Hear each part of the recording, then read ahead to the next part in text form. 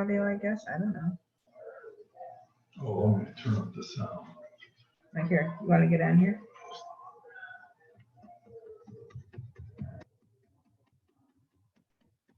It should be on. All right, let me see.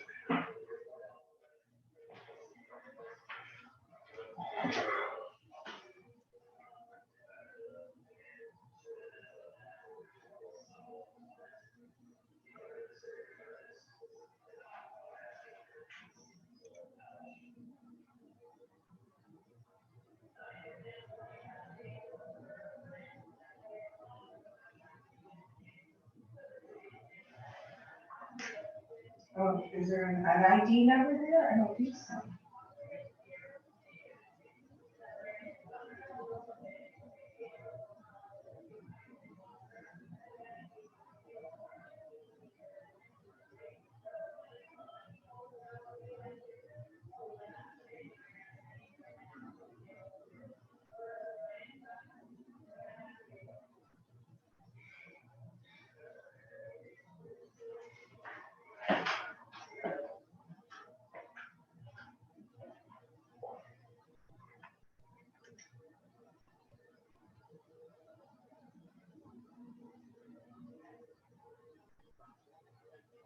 Yeah, I think this is, people are on it here.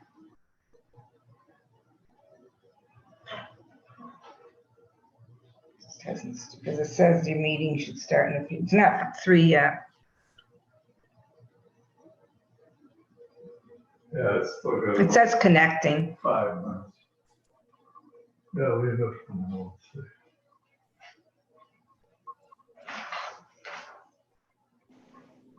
You're on there.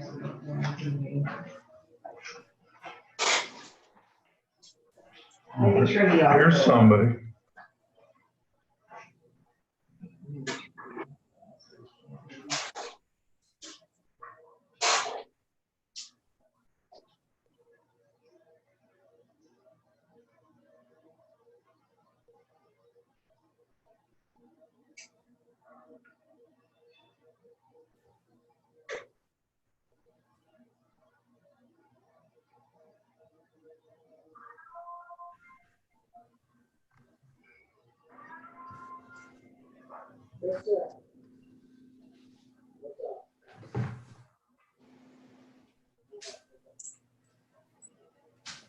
When? Did you want to do the show with the temple or no? Okay.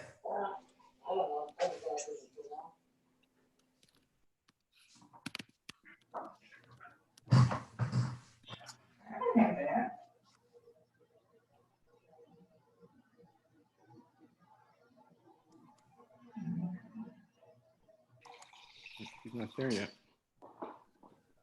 Hey, David, how you doing? Okay. How are you, Mark? Good. Well, I just said, I wonder if you're going to be there. You're there.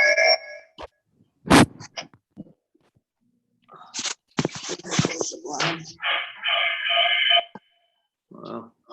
We've been doing this at 12 every week since it started. It's really been a good thing for us.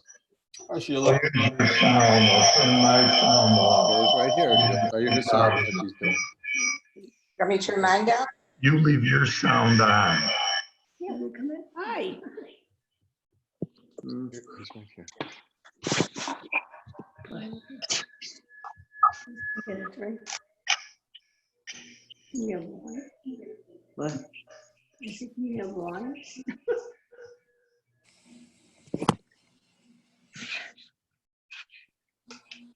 There. You might want to mute yourself. Oh, there. Where's that at?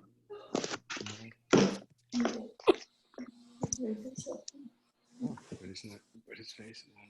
Hey, Rabbi, Yes. your face is distorted for some reason. Oh, there you go. That looks like you. It's just some reason that somebody There's played filters on with your. it. I'm going to find a way to. Maybe Yoda came up just a second ago as you. Yeah, you can guess who played with my computer, even though he was not supposed to. What is his initials? Jonathan? Left. Oh, how did you guess? How is everyone out Oh, there? Johnny. Hi, everyone today. We're good. Good. Oh. Okay. I hope I look better now. I mean, I'm not as good looking as Yoda, but oh, yeah.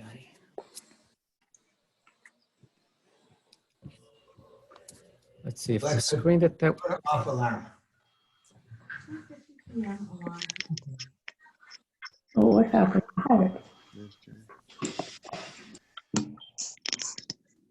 Okay, everything looks perfectly fine. We have about another minute, I believe. There's your name up there, see? Oh, yeah? Who's the people in?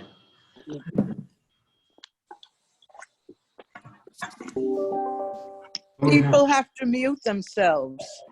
I think I will mute everyone as I start, and then we'll give opportunities to speak, Good and then idea. people will unmute themselves as we We're in here go all along.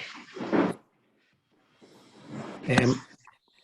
According to my watch, it's exactly 3 o'clock. I will wait 2 more minutes because I know that the first few minutes people are troubleshooting some problems they have with Zoom or some other technological issues. But in 2 minutes, we will start.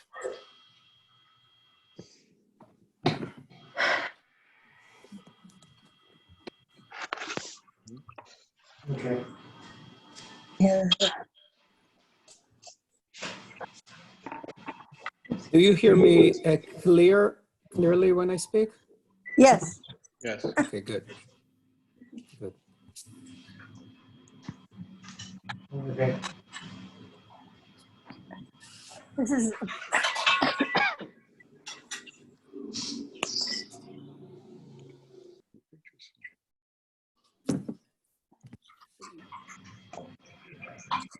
No, it doesn't have our picture. I don't know why.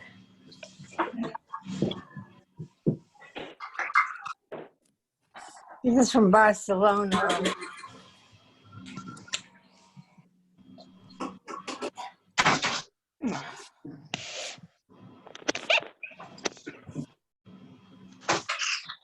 Oh. Is Linda going to mess you up the next time? Yeah. He's not going to hear it, I don't think. Is he going to hear it? Okay, I think that we can start at 3:02 on my computer. Go ahead, I'll go out. You know what to do. Just set the oven for the. Yep, I got this. That's Holland. That's Leona Holland. Remember I mentioned her?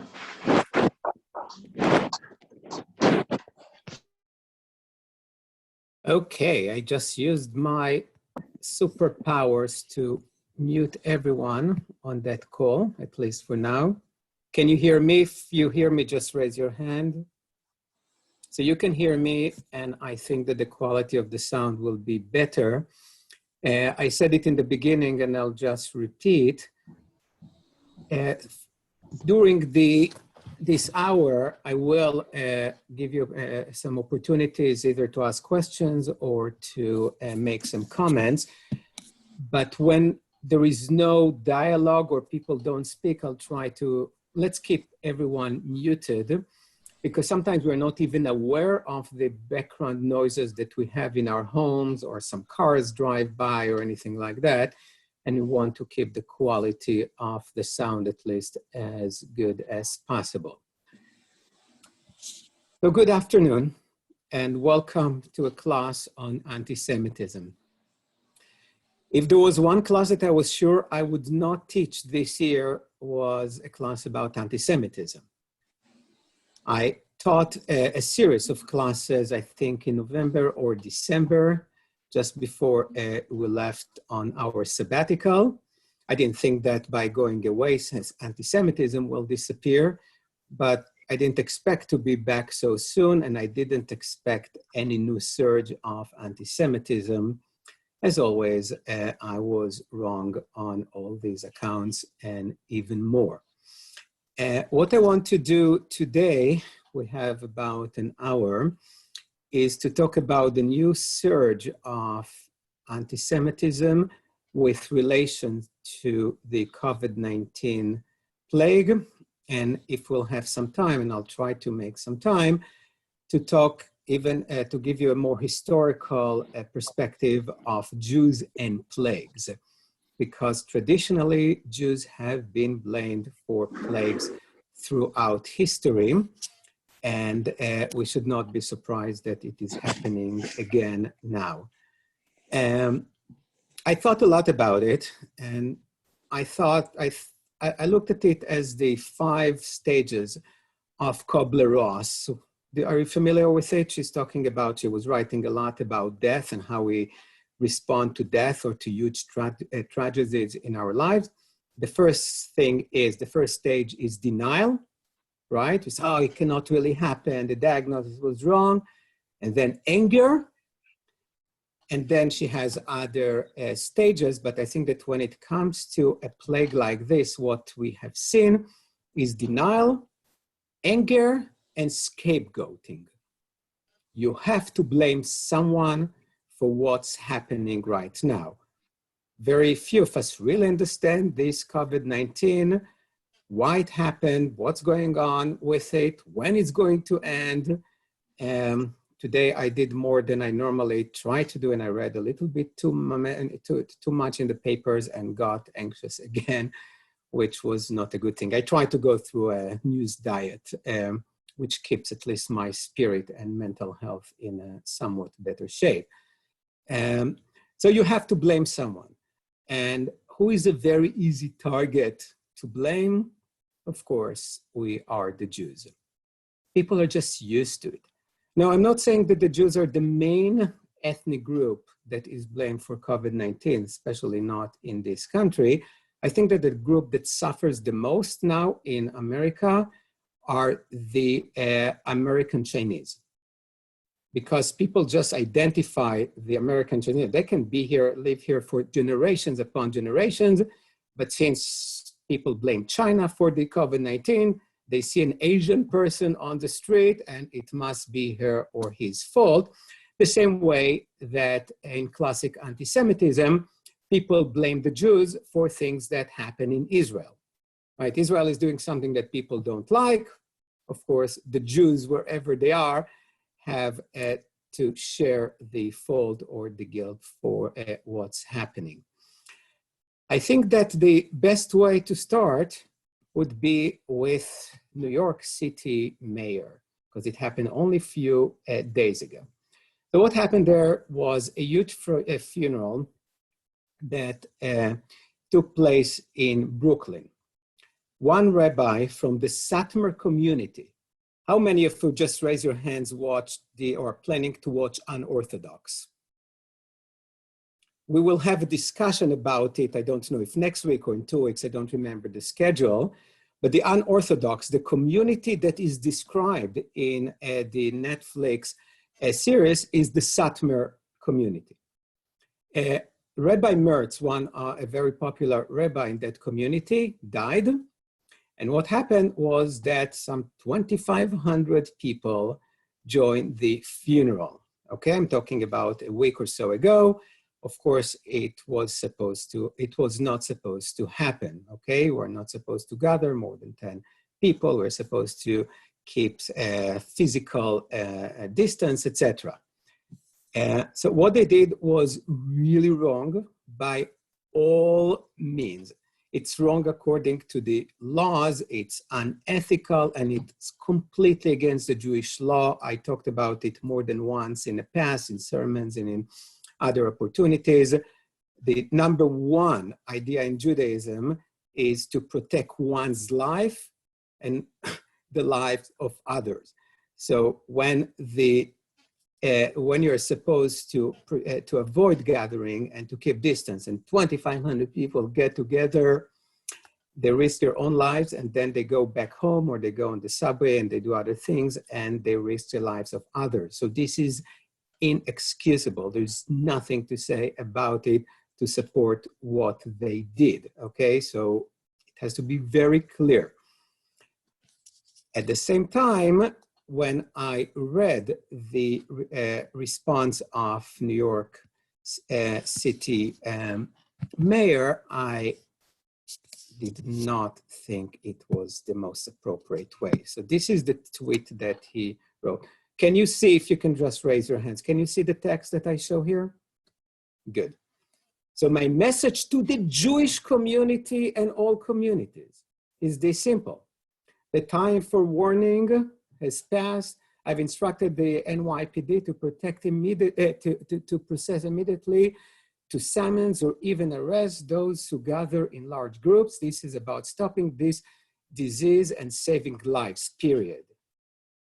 My message to the Jewish community, okay? This is rather awful. When the mayor of New York City targets one specific ethnic group, this is what anti-Semites do. I'm not saying that de Blasio is anti-Semite. I'll talk a little bit more about him later on. But to say something along the lines of, you Jews, this is really bad. Can you imagine that instead of Jews, he would have said, you African Americans, you the Hispanic population of Spanish Ireland, I don't know. This is really, really bad. I think he apologized, I'm not even sure. Frankly, I don't really care. So what he did was to go there and immediately tweeted. Now, had he really wanted the people who attended the funeral to get his message, the last means with which he should have communicated was Twitter. None of them has a Twitter account.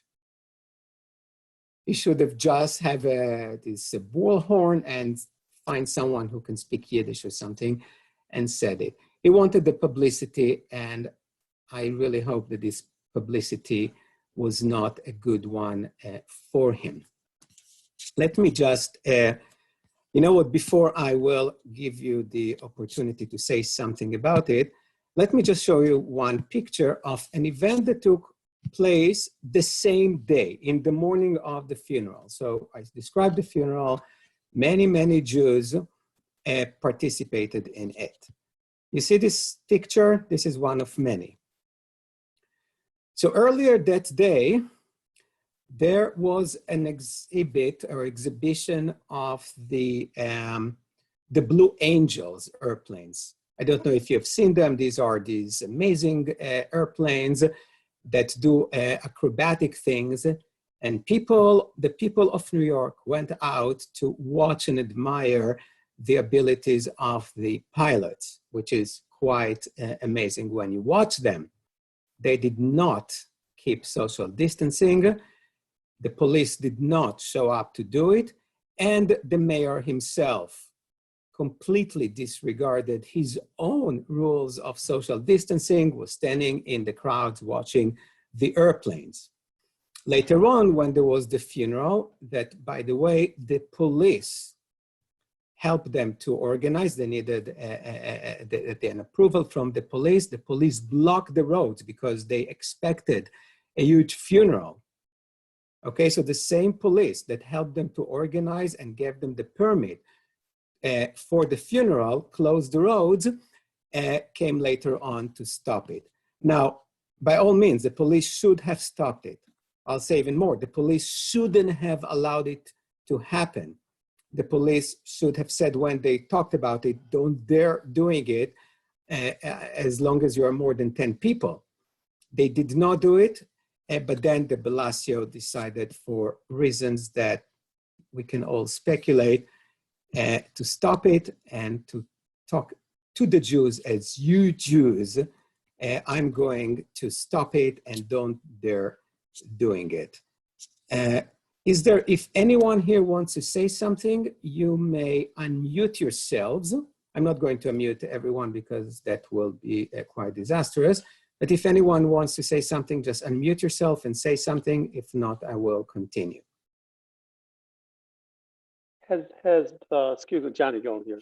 Has he ever had a confrontation with the Jews before?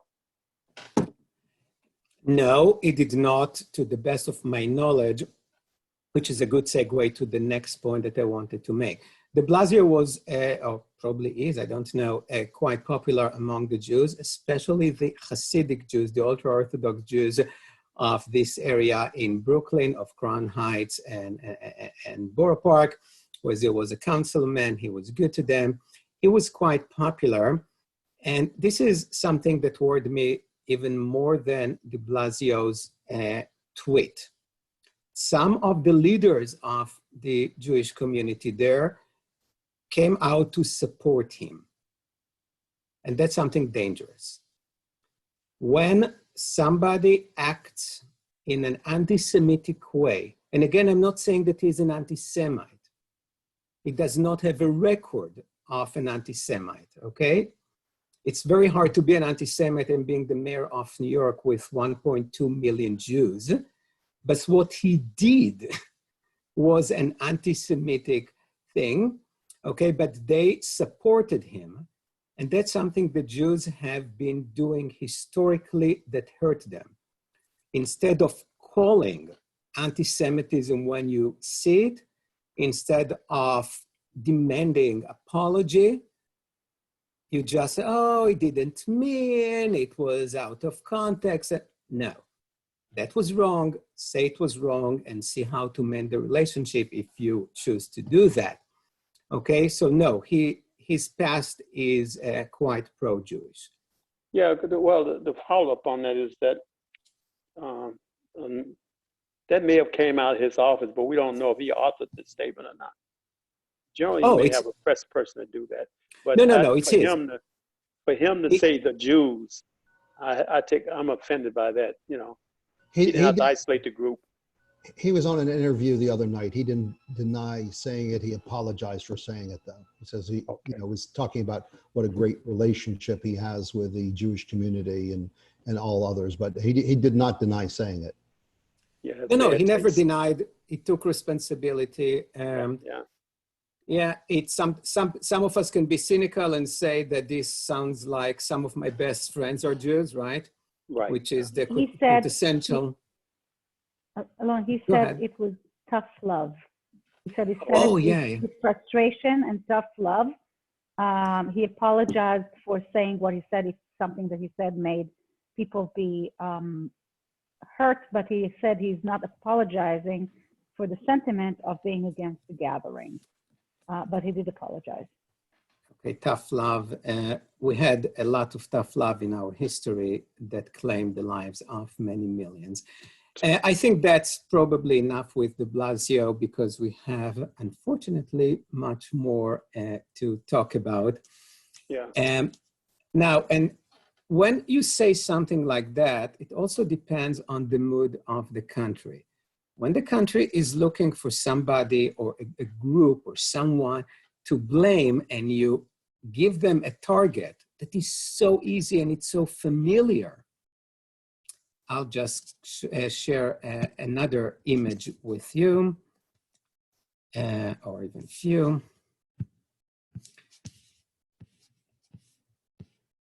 Oh, okay, just look at this first. Can you see that? My computer screen is smaller. So what you see in this picture, can you recognize the Jew? Okay, you see the man here with the beard and the hat that the Jews used to wear. This wood cut is from French, from the time of the Black Plague, the 14th century, okay, around 1348. So you see the Jew here holding a sack, and we know what was in this sack, poison, right? You see the Christian, a crucifix here to show that this is a Christian well. And of course, you see the devil urinating into the well to show that it's a very dangerous thing. And that was an image that in the 14th century, everyone very clearly understood. The Jews were the cause of the Black Plague. The Black Plague, by the way, killed between 20 and 25 million people in Europe. Okay, in some places, it killed between a third and a half of the population of some countries. And the scapegoat were, of course, the Jews who poisoned the wells. So this is just a woodcut from France from around 1348, 1350. We don't know exactly when it was done.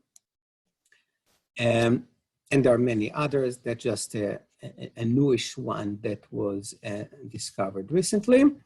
And look at that from a few weeks ago in Ohio, United States. Can you see the image? Okay, the real plague, and then you see the Jew look like a rat, okay, with all the symbols that the anti-Semitic images had, okay, this huge nose and the greedy face and everything else. Just one of the images. There were some others like the Israeli flag with the real plague, something like that, and some other Jewish images.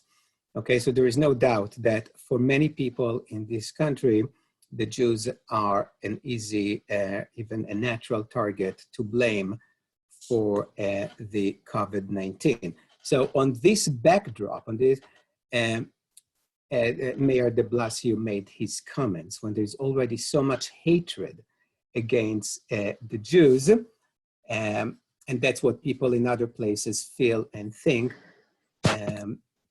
I think his statement was really, really hurtful, and he may or may not apologize, but at this point, it doesn't really matter.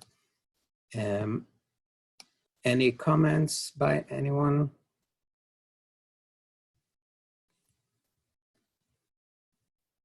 Okay, so there is, no, I don't think we have here an option of raising hands because sometimes I take classes and they have, but I don't know how much we paid for this license and how many functions we got. That's the way that Zoom works. Okay, I can unmute. There's a chat function you can use. I unmuted myself. Okay, go ahead. In the woodcut, the French woodcut, I think the sack was money. I'm not sure. And the devil itself was also a Jew. So let me say, people believe that Jewish people had horns. I mean, I even know some people today when I was in graduate school, they believed Jews had horns. And you could see the exaggerated nose as well. And we will read what we're going to do in the next 30 minutes or so. We're going to see many different statements that different people from all over the world made, and you will see that part of it is money. The Jew is known for three things. The Jews are obsessed with power, right? And therefore, they want to take over the world. The Jews are obsessed with money. All they care about is money. And the Jews are very smart people, but not in any positive way smart, in a much more cunning way. They know how to manipulate people and how to manipulate situations in order to accumulate more money and more power. That has been the discourse in the 14th century, and this is the same today.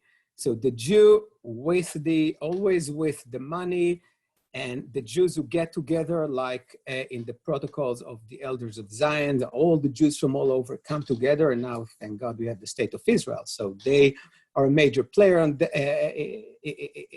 that we all get together to get more power and more money. We use our our ability to manipulate in order to achieve it. So we'll see much more of that. I'm going to share more of these statements with you because I really think that we should know what is happening around us. I gathered it from dozens of different sources. The ADL is doing a good job, but they are yet to have their new presentation on the subject. So had I done the class in 2 weeks, I think I would have had even more information, but I'll be happy to place the link on the website once we have it. So I showed you this beautiful picture from Ohio and some of the rhetoric that we hear. So the Jew flu, okay, as it is called by some, the coronavirus coming from Jewish laboratory. Things like this makes me wonder if it's all another elaborate Jew scam, siphon off our money through bailout, crush the economy, and buy everything up cheap. Okay, this sums up the way that people have been looking at the Jews all throughout history. We are willing to do everything in our power just for profit. We caused World War I, we caused everything because we know how to make a profit from each and every situation. We will see some of the statements about Israel, but you can imagine that when there were some headlines that Israel is the one that is about to be the first to come up with a vaccine for the COVID-19, many people wrote about, they were not surprised because, of course, the country that started the virus, of course, is the country to have the vaccine, and why they did it for different reasons, but one of them definitely for the major profit. Okay. Now, some people talk in this way, but others say things like it affects Jews disproportionately. And it looks more and more like God is telling people something. What is God telling people? Why the Jews suffer more than everyone else? And that's what we hear in some mosques and churches around the world, and unfortunately, even in our country. Why are we being punished?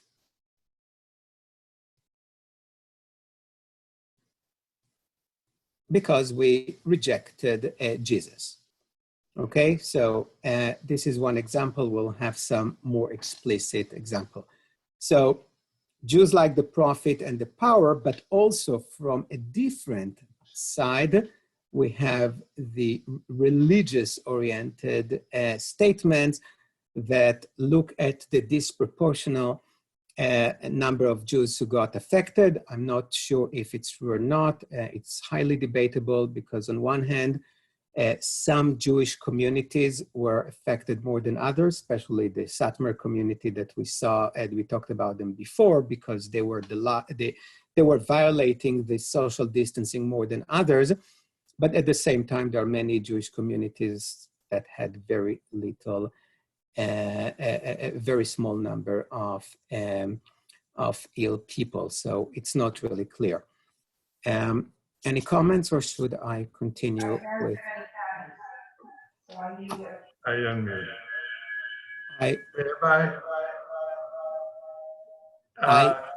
Several months ago, I don't know why I've got such an echo, but several months ago with the measles outbreak, it was in a Jewish section of New York where they said everybody was not vaccinated for it. Right. So to me, I don't know if it's anti-Semitic, but when they show you it's a Jewish section that people don't get the vaccine, and I just think it looks bad for the Jewish population. It does look bad for the Jewish population, and the biggest criticism of the Jewish population came from the Jewish leaders, including the leaders of these specific communities. Because for me as a Reform rabbi, to talk about the Hasidic Jews in Brooklyn means absolutely nothing, because we are so far away from each other. I'm not talking about physical distance, right? But many leaders of their own communities back then as well as now told their people, stop with this nonsense. And when doctors said that you have to vaccinate your children, you go and you vaccinate your children, as they have been saying now. When doctors say that you should not gather more than 10 people, there is no minyan, you don't go to the synagogue. And I learned a lot how they change the services and especially the funerals. How just unfortunately, like we had to do funerals on Zoom, and how they found a way to say Kaddish when there were less than 10 men in the area, and many other things. So the vast majority even of the ultra-Orthodox community, almost all of them, followed the rules and kept the physical distancing and everything else. Of course, there are always groups that violated it. And I did some research, and there were many people who violated it in New York and elsewhere, okay? The issue about the Jews, especially the Hasidic Jews, is they are very visible. Most of us would walk on the street and people would not immediately think, oh, here is a Jew walking. But when you see somebody with the black hat and the black suit and a beard, very like you see a Jew, right?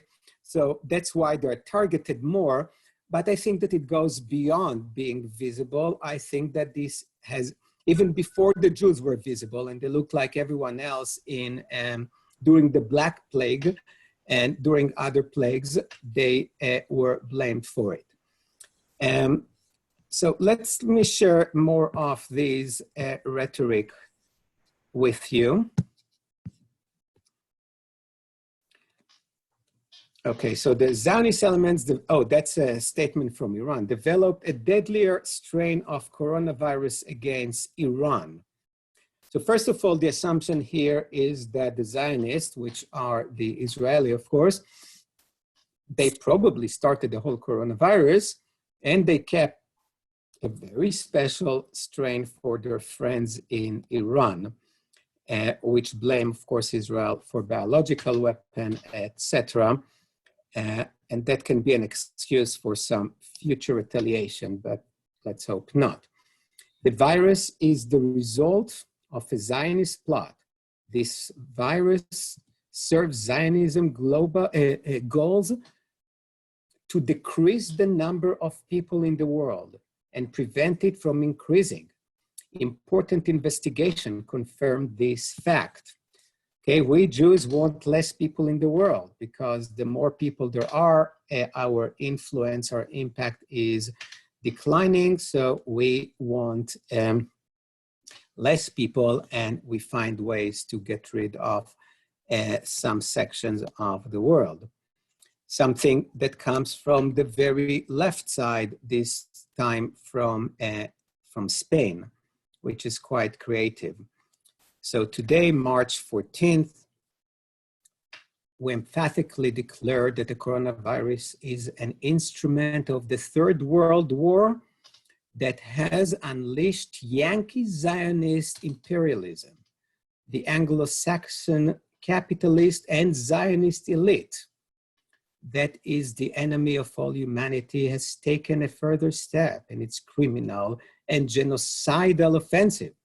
All the revolutionary workers in the Basque country should know that the hegemonic imperialism that is the Anglo-Saxon Zionist bloc and its dominant state expression that is the United States of America, together with its satellite, the United Kingdom and the Zionist colony that has usurped Israel's historical name, have launched a merciless global war against all humanity, including the working classes of their respective countries, because it is the class struggle that is the heart of all these events. The priority at that moment is to defeat hegemonic Yankee Zionist imperialism on all fronts. Okay, so here Israel is, or the Jews are in a good company with America and of course Israel, and we try to suppress the workers, the proletariat, for those of us who are familiar with the terminology of Marxism. So we all get together and we use the corona virus as a weapon in order, again, to suppress the workers and support the goals of the greedy Jews and American. Yes. I think the rest of the world can see, especially in the United States, that the Hasidic Jewish community supports President Trump. And I think part of this issue of the proletariat trying to rise against this bloc that they're saying is the fact that there is a strong Jewish support of Trump, who is an avid supporter, obviously, of capitalism.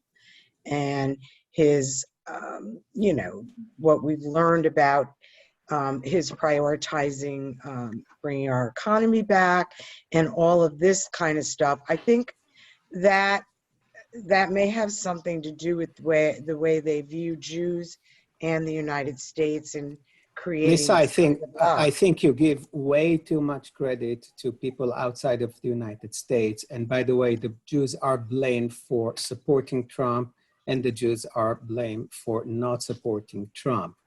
Okay, so the picture, the image that I showed in the beginning of the Jews with the rat that says that Judaism is the cause or the real virus, these are the Jews who do not. So people hate the Jews not because of Trump, not because they love Trump, who do not love Trump. And I don't think that the Basque country, the people who wrote this manifesto, really know which group of Jews support Trump or not, but it's something that has been going on forever, and now it's a wonderful opportunity for it to surface.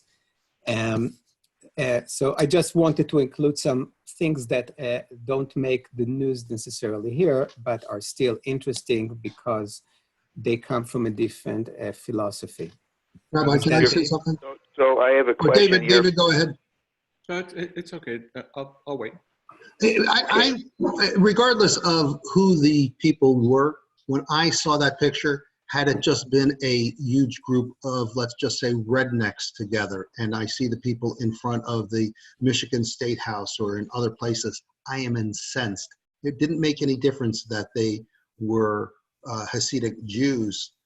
It made me a little bit more angry because it was, to me, saying to the world, look at us.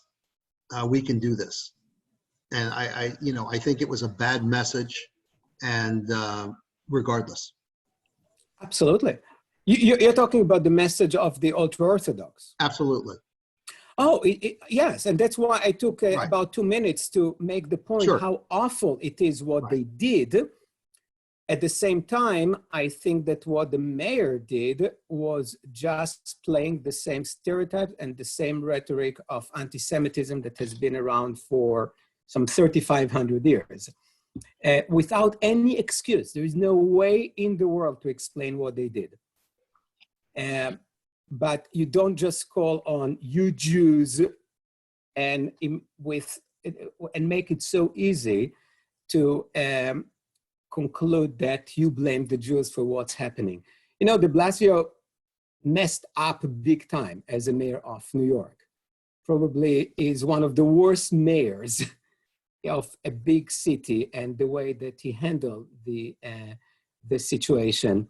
And he needs a scapegoat. That's the way that I see it. Maybe I'm too cynical, but again, without excusing the Jews at all in this case. They were not just a bunch of innocent, good people. They violated the rules, endangered themselves, and put others at risk. Think about the poor police officers that had to be there.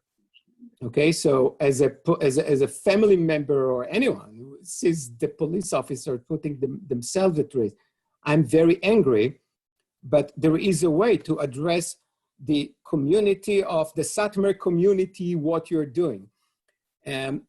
You're very well familiar with the Jewish community in New York of these 1.2 million people. Most of them have absolutely nothing to do with this Satmar Hasidic court. Dave, you wanted to say something? Yeah, I did.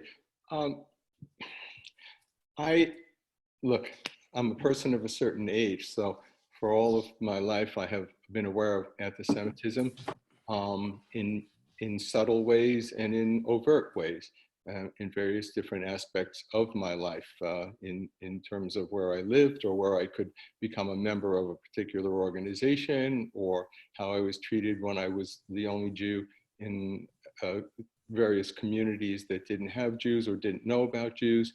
And so essentially, I guess I have baked in the fact that anti-Semitism exists, and that my part, I'm kind of getting to whether or not the surfacing of these anti-Semitic expressions now being prompted by the COVID-19 virus is really increasing the amount of anti-Semitism that always existed, and whether it is in any way actually changing the opinions of people who are not essentially anti-Semites. What's your feeling on that? It's changing the opinion of making them more anti-Semitic? No, I'm saying, I mean, I have friends who are not Jewish, a number of them. And the interesting thing when I speak to my non-Jewish friends who are not anti-Semitic, and I know they're not, they don't seem to be able to truly understand the nature of why anti-Semitism exists. And I have spent a considerable amount of time, trying to somehow present that to them. But I don't necessarily know that the anti-Semites are making more anti-Semites outside of their own particular community. I don't know that these people who are carrying these signs and others who are seeing them, I'm not saying it's a good situation. Right. I'm just wondering what your opinion is regarding that. Is this just the same crazies doing the same crazy thing that they've always done? And how should we deal with that? So there are, so during bad times, there is more hatred. When there's more hatred, there is more anti-Semitism. And I said it, I explained the phenomena at least once, and I strongly believe that it's true. When people hate a group, no matter what kind of ethnic group, religious group, they also hate the Jews. So a lot, the massacre, even in Pittsburgh, okay, they hated Hispanic, but of course they blamed the Jews for it, okay? People hate African American and the Jews. So there's always and the Jews. So the more hatred, the more anti-Semitism exists. And now when people are terrified, they're much more susceptible to listen to all these theories, all these conspiracy theories, and something in the back of their mind tells them, that sounds familiar, right? Yeah, maybe the Jews did it. When the two Jews, Sabin and what was the name? Who invented, Salk, thank you, invented the vaccine for polio. Many of the Jews thought that would be the end of anti-Semitism in the world, right? Because we cured the thing that scared the heck out of everyone. We, the Jews, gave the biggest gift, so people will see now that we're good people, right? No, it didn't work out this way. I think that it's much easier to promote hate than to promote love and appreciation. I am going to continue because there's more I want to share with you. Maybe it's kind of masochism, or I don't even know why, but I want us to be familiar with the different kinds or the different expressions of this Jew hating. This is from Switzerland. There is worse than coronavirus, Judeo virus. Okay, the Turkish experts. Whoever spread the virus will find the cure, and Israel already has a vaccine. Okay, so Israel, of course, profits from it in many different ways. And so there is no wonder that they will have the vaccine. Israel is yet to have the vaccine, and Israel did not, of course, created it. Jordan, which is supposed to be friendly to Israel, but less and less in previous years. So this Jordanian journalist wrote March 16, this virus is unquestionably a result of the secret Jewish hatred for the whole world. When the Jews caused the outbreak of World War I, they got the Balfour Declaration. And when they caused the outbreak of World War II, they got their colony in Palestine. And now they want to cause the outbreak of World War III so they can declare the establishment of the kingdom of Greater Israel. Jews fought wherever they lived during the World War I. Many Jews died to protect Germany during World War I. Nevertheless, very short time later, the Jews were blamed for World War I because it gave them a great financial opportunity to sell weapons and to do many other things. And we saw whenever there is something, the Jews know how to profit from it. So this is just a little editing of a very old narrative of how the Jews profit from all disasters, and even if they don't, they either cause it or at least they are the first to profit from it. According to the FBI, and I checked, it is while supremacists and neo-Nazis are urging members who become infected with coronavirus to spread the disease to Jewish community and law enforcement through their bodily fluids.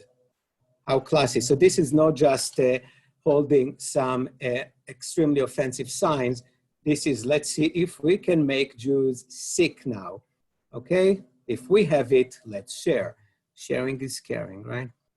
I don't have the video here. And police and law enforcement at the same time, because they don't like it. We don't like so them. If you need to remember one thing, it's always and the Jews. So if you hate the law enforcement, so it's and the Jews, okay?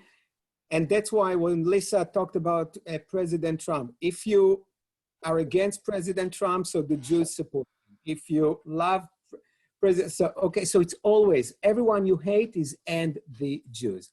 So in this video that you can find on the internet, a Hasidic Jew went to fix his car in a Toyota dealership, and the man just told him, no, we are not going to take you. And he said, but I have an appointment. He said, yes, but you, oh, it's written here. What he said, the employee, because you're spreading the virus. Okay, the visual Jews, you're spreading the virus. And it's hard to see because now I have a little collection of some tweets here. They're all verified. Sorry. Okay, let's just look at a few. What is the difference between coronavirus and Jews? Coronavirus does not kill children. Trump should use the opportunity of coronavirus. Coronavirus provides us to expel the Jews. Even David Duke has something to say about it. Does President Trump have coronavirus? Israel and the global Zionist elite up to their old tricks. The Jews invented coronavirus. If they end up making a vaccine or a cure against this, I hope it's pork-based. And that's another lover of Jews. And Israel will, and this is a professor from one of the California universities, Israel will, I'm sure, have different medical procedures for Jews and non-Jews. Non-Jews will be put in mass prisons.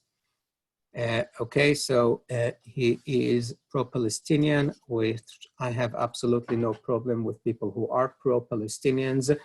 I don't think that we should be anti-Palestinians, but here the Jews will not share the same treatments with the non-Jews, or the 20% of Israel, as you know, are not Jews, so they will not get the good stuff because, you know, the Jews keep the good stuff for themselves and give other things for others. So even if you don't believe to any specific statement like that, somehow it stays. Somehow the next generation gets it. Okay, it's perpetuate anti-Semitism and hatred for generations to come. I think that things like that, rhetoric like that, keep hatred alive. Many people benefit from it, not we, the Jews. So more of Iran, the guy from the parliament said on Twitter that the coronavirus progression is not normal. And I believe it is a kind of biological attack by the US and the Zionist regime. So Iranians hate US and of course, and the Jews and Israel. Rick Wiles, a Florida pastor who is known for not really being in love with Jews, he said in his broadcast, denial is the first response. Oh, no, that's not what did he said? I think I just erased it by mistake. So these are the statements that I collected for now, and I think that it's quite enough. If you want to make, if you have something to say, let's say, and if not, I'll just take a few minutes to talk about the bubonic or the Black Plague of 1348 and see how it affected Jews. Because Jews since then, or at least this is the first big event in which Jews were blamed, and it continued to our days. Rabbi, I'd like to react to the presentation so far. I have grown up knowing that there is a world full of anti-Semites. I personally am lucky not to have experienced a great deal of it myself. But I've learned a great deal about it, mostly from classes like this and Jewish publications that seem to focus on sensitizing me to what is going on around me, even if I don't personally see it. I've gotten to the point where I read a lot of these things and I'm not really sure what I'm supposed to do with them. Some of them come from Jewish publications that tend to want to solicit my help and contributions. And I don't know, having gone through this 45 minutes of exposure, what are we supposed to do with this information, especially since a lot of it is anonymous. I kept it anonymous just because each statement has a person and a real citation. I just it's much more challenging to teach a class on Zoom, so I try to keep my resources, my source sheet a little bit different than I would have in the classroom. The last 3-4 minutes of this presentation, I will end with what should we do about it, okay? Thank you.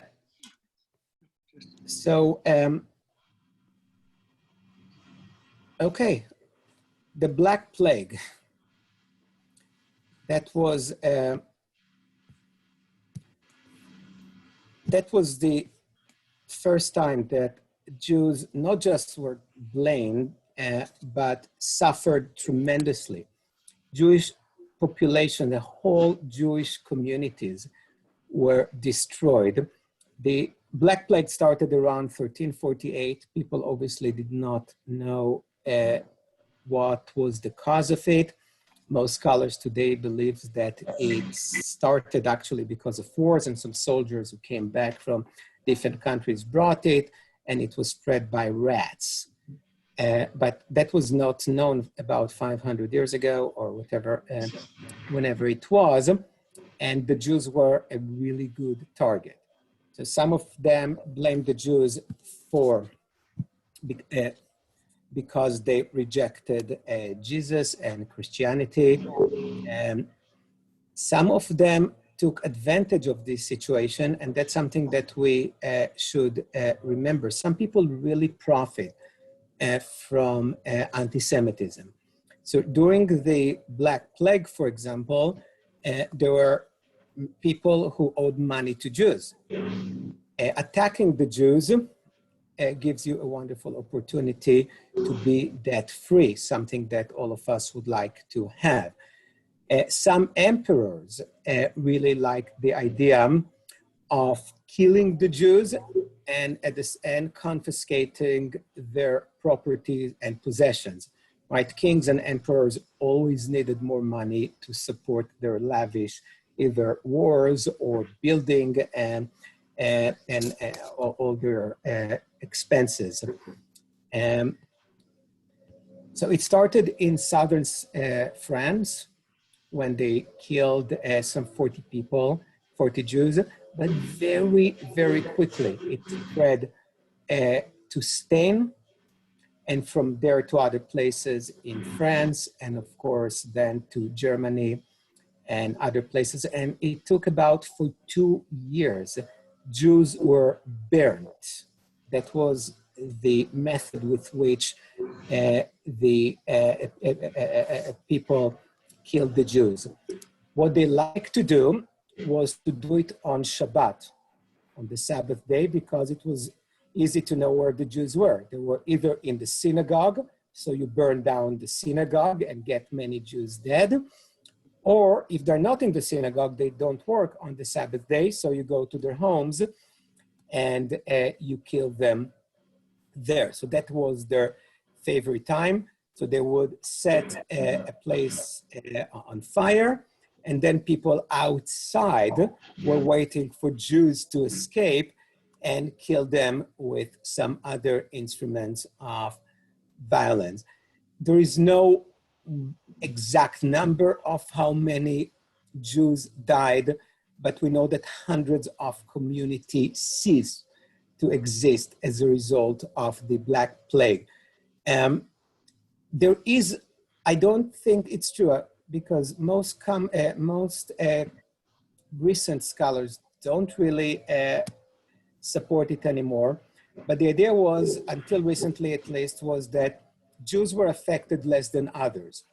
Even when we were in Barcelona and we took a tour of the old town where Jews were punished for bringing the Black Plague to Barcelona, the guy told us the Jews, because of the tradition of washing our hands before we eat, were affected less.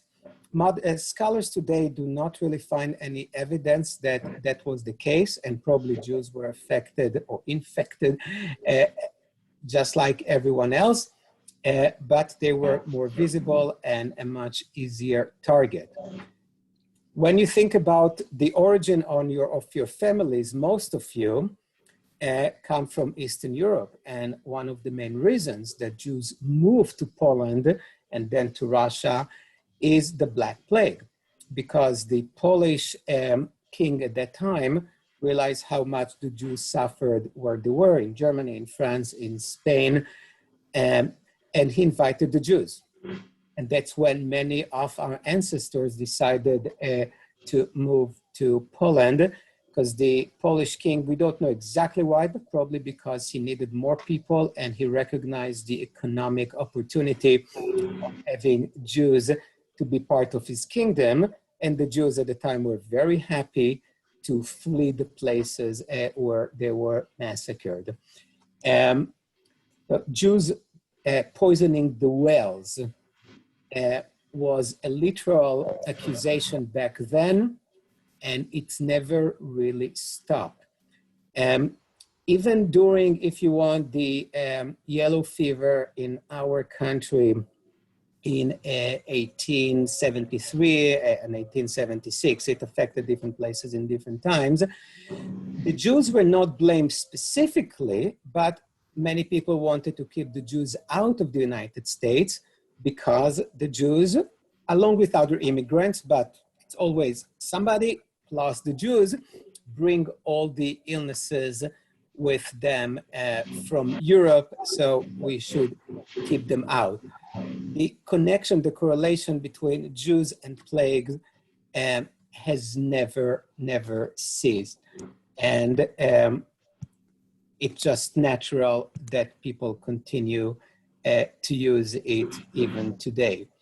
So we have, I started 2 minutes late, so I'll take 2 minutes to end it. What should we do, you ask, right? So one of the things is to speak up. And that's why I took more time to talk about de Blasio's statement, because I think that when we recognize anti-Semitism, we have to talk about it. We have, we cannot explain why people do it. We should not give them excuses. That was an anti-Semitic act, and we should act upon it and either demand a clarification or apology, but call anti-Semitism when we see it. The other thing is, let's have the facts. Whenever Jews are blamed for whatever it is, we should not just say, oh, what a bunch of idiots, or you're a moron, and that's it. It's not going to help. We should always be more knowledgeable than others. So if we hear that Israel has the vaccine because Israel created the virus, we should have the scientific arguments ready at our disposal. And the last thing that we have to remember that sometimes that's probably the hardest, we should act, especially when we're under attack, we should circle the wagon and support and unite as a Jewish community. So we should definitely criticize the Satmar community in Brooklyn, in Crown Heights, for what they have been doing and for violating all the rules and putting themselves and others at risk. But at the same time, all Israel are responsible for each other. And when they are attacked by the mayor, and by the way, they have been attacked in the past few years in increasing numbers. There is major attacks on the Hasidic people in New York. Most of the attacks do not end up with death, but it's almost a daily occurrence when people just get even bricks to their heads. They're being harassed on the subway and other places. And we should be aware of it, and we should march together with them despite all the differences that we have. And the big good news that I want to end with is I didn't have time to talk about the BDS movement, and probably I never thought I would, but one statement that I read recently that made me very happy. You know, BDS is the group that wants to boycott all products from Israel, right? But they said that if Israel is the first to come up with the vaccine, everyone should buy the vaccine from Israel. I thought that that was one of the most ironic things that I read recently. Okay, so boycott everything, but if they happen to have the vaccine, it's okay to violate the boycott or the BDS rules.